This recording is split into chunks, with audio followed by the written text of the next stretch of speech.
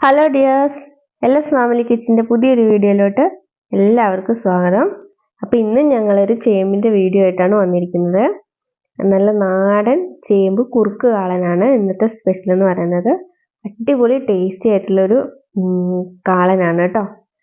അപ്പോൾ ഉണ്ണിക്കുട്ടനും അച്ഛമ്മയും കൂടി ചേമ്പ് കളിക്കാനായിട്ട് വന്നിട്ടുണ്ട്. ഉണ്ണിക്കുട്ടന് ഓരോ ചേമ്പ് കിട്ടുമ്പോഴും ഭയങ്കര ഇൻട്രസ്റ്റ് ആണ്. അപ്പം അതിൻ്റെ ഇടയിൽ ഇങ്ങനെ മാന്തി എടുക്കുന്നുണ്ട്. ഓ, ഉണ്ണിക്കുട്ടനൊരു വലിയ ചേമ്പിൻ്റെ കഷ്ണം കിട്ടിയിട്ടുണ്ട്. അപ്പം നമുക്ക് ഇത്ര ചേമ്പിൻ്റെ ആവശ്യമൊന്നുമില്ല കറിക്ക്. ഇത് 2-3 മതി കേട്ടോ. അത് നന്നായിട്ട് തന്നെ തോലൊക്കെ കളഞ്ഞ് കഴുകി എടുത്തിട്ടുണ്ട്. ഇനി അതൊരു മീഡിയം സൈസിൽ ചെറുതായിട്ട് മീഡിയം സൈസിൽ കട്ട് ചെയ്തെടുക്കാം. അതുപോലെ തന്നെ നമുക്കിനി ഒരു പച്ചക്കായ വേണം. 1-2 പച്ചക്കായ എടുക്കാം കേട്ടോ. അത് തോല് പൊളിച്ച് കളഞ്ഞിട്ട് ചെറുതായി കട്ട് ചെയ്ത് നമ്മൾ വെള്ളത്തിലിട്ട് വെച്ചിട്ടുണ്ട്. അതുപോലെ ചേമ്പും വെള്ളത്തിലിട്ട് വെച്ചിട്ടുണ്ട്. അതിൽ കുറച്ച് കഴിയുമ്പോഴത്തേക്ക് അതിന് കളർ മാറി വരും. പിന്നെ അതിന് മുന്നേ നമുക്ക് ചെറിയൊരു മസാലപ്പൊടി ഉണ്ടാക്കാനായിട്ട് 1 ടേബിൾ സ്പൂൺ അരി എടുത്തിട്ടുണ്ട്. അത് ചോറ് വെക്കുന്ന അരി ഏതായാലും കുഴപ്പമില്ല, അതെടുത്തിട്ടുണ്ട്.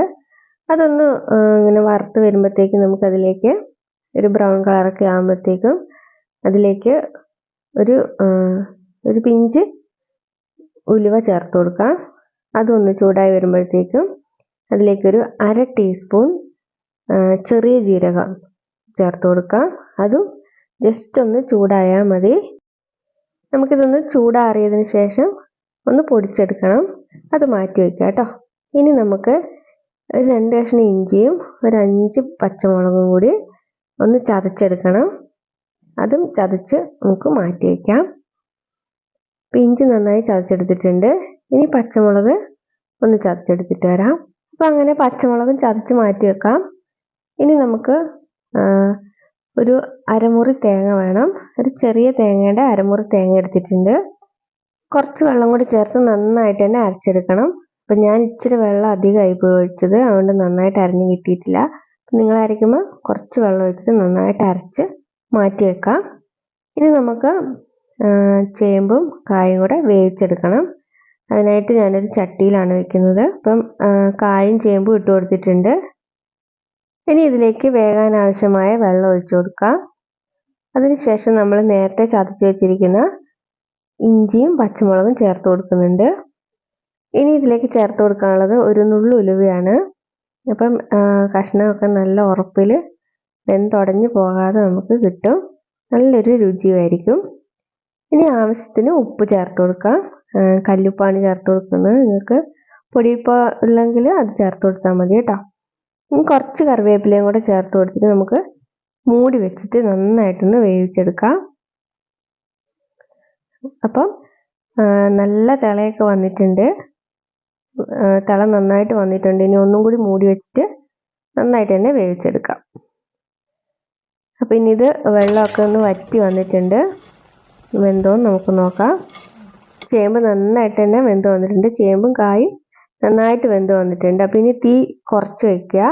അതിനുശേഷം നമ്മൾ നേരത്തെ അരച്ച് വെച്ചിരിക്കുന്നത് വേറൊരു പാത്രത്തിലോട്ട് മാറ്റാം. അതിലേക്ക് ഒരു ആവശ്യത്തിന് നിങ്ങൾക്ക് പുളി എങ്ങനെയാണ് ആവശ്യം വേണ്ടതെന്ന് വെച്ചാൽ ആവശ്യത്തിന് തൈര് ചേർത്ത് കൊടുക്കാം.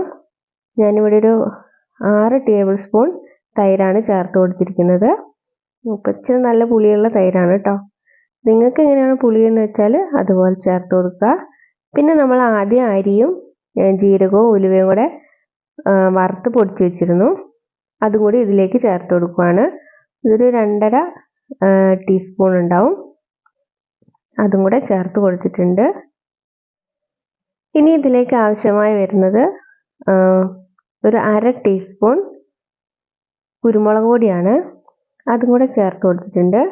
നന്നായിട്ട് തന്നെ അതൊന്ന് മിക്സ് ആക്കി എടുക്കാം. അതിനുശേഷം നമുക്ക് കറിയിലോട്ട് ഒഴിച്ചു കൊടുക്കാം. അപ്പോൾ എൽഎസ് ഫാമിലി കിച്ചൺ ആദ്യമായി കാണുന്ന കൂട്ടുകാരാണെങ്കിൽ ഒന്ന് സബ്സ്ക്രൈബ് ചെയ്ത് വെക്കണം കേട്ടോ. സൈഡിലുള്ള ബെൽ ബട്ടൺ കൂടി അമർത്തി ഓൾ എന്ന ഓപ്ഷൻ കൂടി എനേബിൾ ചെയ്ത് വെച്ചോളൂ. അപ്പോൾ ഇനി നമുക്കിത് കറിയിലോട്ട് ഒഴിച്ചു കൊടുക്കുന്നുണ്ട്. അതിനുശേഷം ഒരുപാട് തിളക്കരുത് കേട്ടോ. ഒരു തിള വന്നതിന് ശേഷം നമുക്ക് തീ ഓഫ് ചെയ്യാവുന്നതാണ്. നേരത്തെ നമ്മൾ ഫ്ലെയിം കുറച്ചാണ് വെച്ചിരുന്നത്. ഇനി അത് ഫ്ലെയിം ഒന്ന് കൂട്ടിക്കൊടുത്ത് ഒന്ന് തിളപ്പിച്ചെടുക്കാം. പിന്നെ ഇതിന് ഉപ്പൊക്കെ ഒന്ന് കറക്റ്റ് ചെയ്തെടുക്കാം കേട്ടോ. ഉപ്പ് കുറവാണെങ്കിൽ കുറച്ച് ഉപ്പും കൂടി ചേർത്ത് കറക്റ്റ് ചെയ്തെടുക്കാം. പിന്നെ അതിലേക്ക് കുറച്ച് കറിവേപ്പിലയും കൂടി ചേർത്ത് കൊടുത്തിട്ടുണ്ട് കേട്ടോ. അടി പിടിക്കാതിരിക്കാൻ ഒന്ന് ഇളക്കി കൊടുക്കുക കേട്ടോ. ചേമ്പായതുകൊണ്ട് ചിലപ്പോൾ ചട്ടീൻ്റെ അടി പിടിക്കാൻ ചാൻസ് ഉണ്ട്. ഒന്ന് ഇളക്കി കൊടുത്തതിന് ശേഷം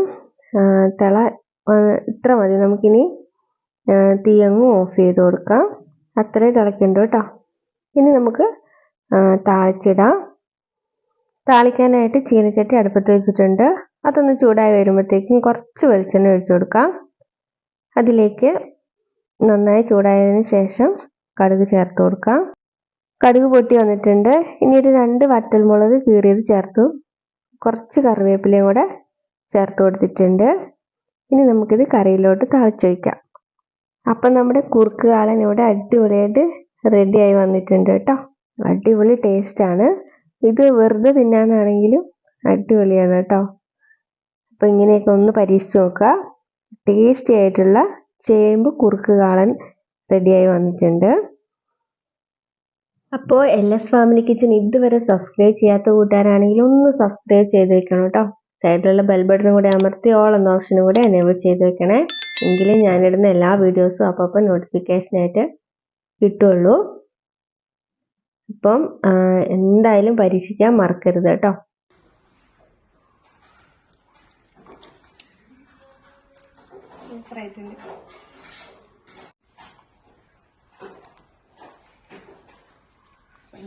അപ്പോൾ എൻ്റെ വീഡിയോ എല്ലാവർക്കും ഇഷ്ടപ്പെട്ടെന്ന് കരുതുന്നു. ഇഷ്ടപ്പെട്ടെങ്കിൽ എന്തായാലും ലൈക്ക് ചെയ്യാൻ മറക്കരുത് കേട്ടോ. അപ്പോൾ നിങ്ങളുടെയൊക്കെ ലൈക്കൊക്കെ ഉണ്ടെങ്കിൽ മറ്റുള്ളവർക്കത് കാണാനൊരു പ്രചോദനമായിരിക്കും. അപ്പോൾ എന്തായാലും ലൈക്ക് ചെയ്യാൻ മറക്കരുത്. പുതിയൊരു വീഡിയോ ആയിട്ട് കാണുന്നവരെ ബൈ.